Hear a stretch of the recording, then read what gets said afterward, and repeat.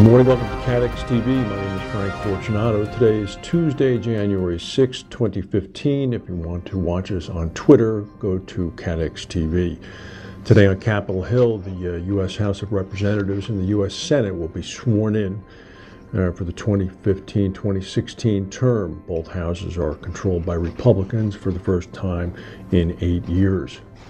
Meanwhile, in the United States, winter has finally arrived. A winter weather blast has been expected now for about 3 days. As it's moved across the country, it's now hitting the East Coast. New York, Philadelphia, and Boston are expected to receive an inch or so of snow, not too much. Chicago has already been hit with about 7 inches of snow earlier today. And it now seems as if this is going to be followed up by some of the coldest weather of the year. Temperatures in the New York area are expected to drop to about 10 or 12 degrees by tomorrow night. In the Dakotas already, it's already below zero.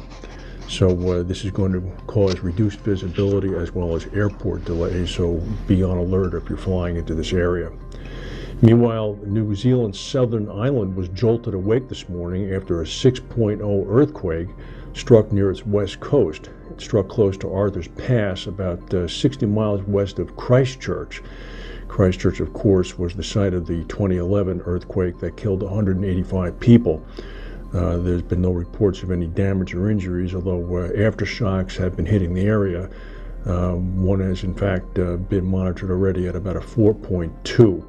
30 aftershocks have been recorded already. Here's an interesting story concerning AirAsia's doomed flight 8501, which crashed on the way to Singapore on December 28th. As you may have read, the airline was only approved to fly that route 4 days a week, but one of the days that it was approved for was not the day that it took the flight. So as a result, the flight was actually outside of the insurance coverage. Clive O'Connell, a partner at Goldberg Segala, has opined that any discrepancies will depend on the terms of the cover itself. However, he said it would be absolutely negligent to fly a route where there was no insurance coverage. It remains to be seen what the wording of the coverage actually is. Allianz is on the risk, but you can be sure that if there is a way to get out of this with a major claim like this, people are going to be looking very carefully at it, and it would be negligent for the airline to fly a flight if there was no insurance coverage for it. But we'll see what happens.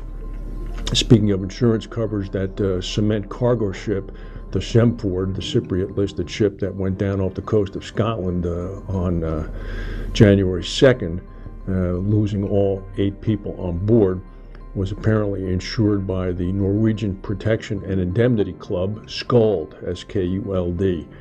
They expect now to cover the liability loss arising from the crew members that were killed. The ship was operated by Breeze of Hamburg.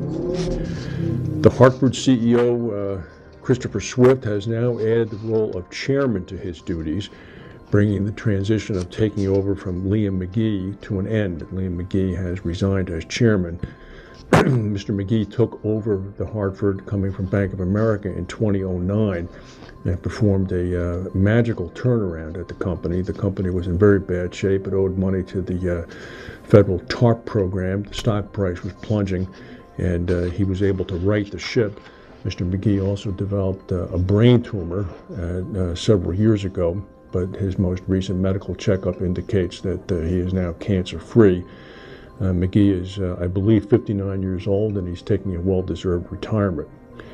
And meanwhile, in Southern Asia, Central Asia, despite the fact that you see periodic handshakes between the Indian president, or prime minister, I should say, and the Pakistani president, thousands of villagers are fleeing the area in Kashmir because of artillery battles between India and Pakistani soldiers. More than 6,000 people have moved into relief camps. About 4,000 others have fled the area as well, but are staying with relatives. There was no shelling reported today yet, but tensions along the 125-mile border that India and Pakistan share in Kashmir are at the highest level since they were formed, when both countries received their independence from Britain in 1947. It's unbelievable. Well, that's the news for today. Matt Bernat will be doing the news for the next 3 days.